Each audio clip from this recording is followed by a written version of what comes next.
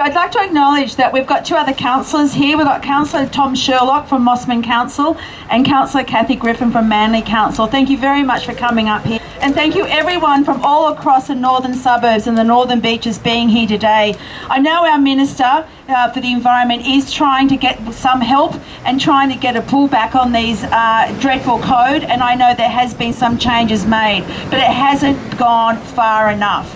And we need to help him. We need to push this to the government. We need to go to the Premier. We need to go to the Minister for the Emergencies, Minister Ayres, and we need to tell them that we up here are losing 10 trees a day. We're not immune to fire. We're not ignorant of fire up here. We have a wonderful working relationship with the Warringah Pittwater RFS, and collectively we mitigate against fire risk in Pittwater. There are controls that we have in place for tree removal for fire risk. We have building codes in place to build according to the high fire risk we have in our area. We do not need this code to do what it's doing here in Pittwater. There are other measures we can have in place, and I'm calling on this state government, the Baird government, to pull back on this 1050.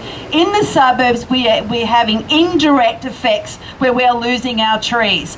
And Corinne Fisher and Marita and everyone else who has fought for years for this natural environment, who have been the custodians, the modern day custodians of our natural environment. Collectively, we need to go out there and tell everyone else how this is affecting us up here.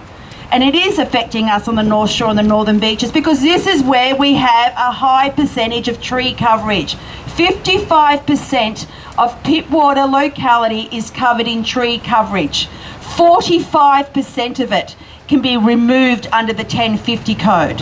So we will be left with 10% tree coverage if everyone takes advantage of this 1050 code. I want to thank for the arborists being here today. I want to thank them, our local arborists, for standing behind your community who you have worked with, along with the Stafford Council, Pittwater Council, in helping us have this wonderful tree canopy in here.